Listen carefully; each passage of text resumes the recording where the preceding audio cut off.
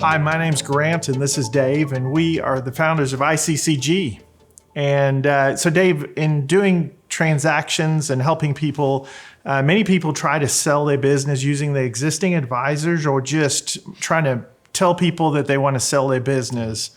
Why is it important to use what we call an intermediary?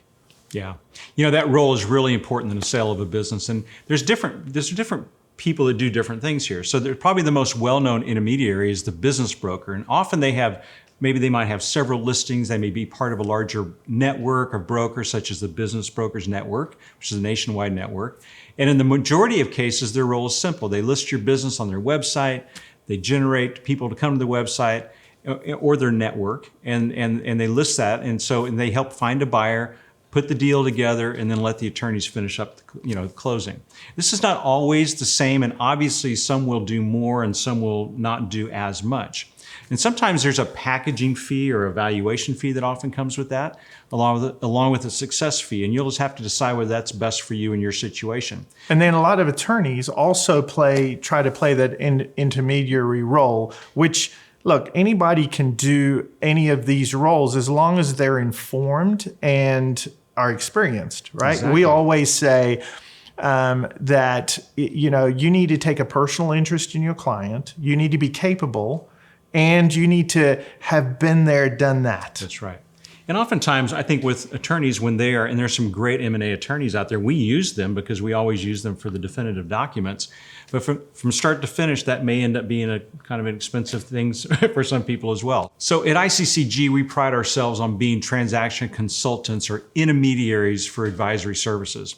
Our role is much the same as a small investment banking firm who help companies ready their business for sale, and then literally walk alongside the business owner from start to finish. This could be, what do I do with my key people? How do I compensate them for the last 20 years of what they've done for me? Exactly. It could be as simple as, hey, what do I do after the sale? And these are lots of questions. Having been there ourselves, we can help a business owner do that. And the way we do that, typically we have like an intake interview, and we'll get all of our team on Zoom with you, or if it's virtual or in our offices or whatever, and we go through everything. We try to unpack everything we can so we know exactly what we're taking it to market. And we put together a comprehensive package that we then take to market. Yeah, we call that a SIM, or a confidential information memorandum.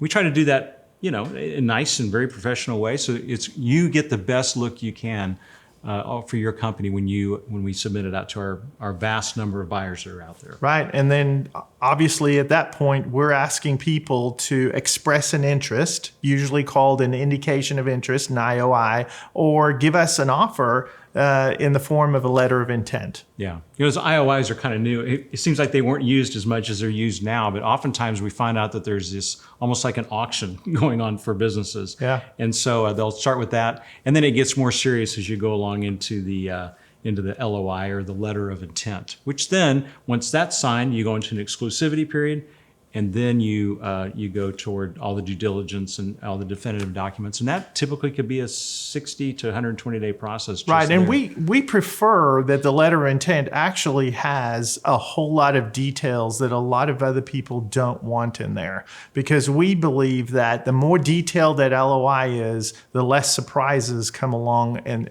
how long is the business owner going to stay on? What's he going to be compensated for that? Yeah. How are the people going to be treated? Are you going to guarantee employment for a while? All those things that are near and dear to the business owner probably should make its way into the letter of intent, even though it's not binding for the most part. Right. It really does set up the definitive documents at some point where it is binding. Right.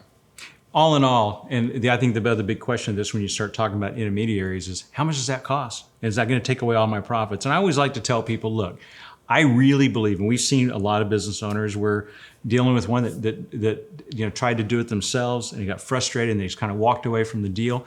And I think most times we find that we're able to get people more than what they would have, which pays for our services as well. And that's going to vary depending on what kind of intermediary you're using. So I can't even say the word. Yeah. We need to come up with a different word for Intermediary. ourselves. Like, Well, the broker, the advisor might be better. A broker may be interested in making sure that the price that you pay is as high as possible naturally, because that's what commissions are based on. Right. But if you're taking a personal interest in your client, then you want to make sure that they walk away with as much as possible, net of everything. And so structuring the deal is as important as what you get for the price. And that's the value of an intermediary. That's right. Great. All right. Thank you for joining us today. Check out our website, and we look forward to chatting with you next time.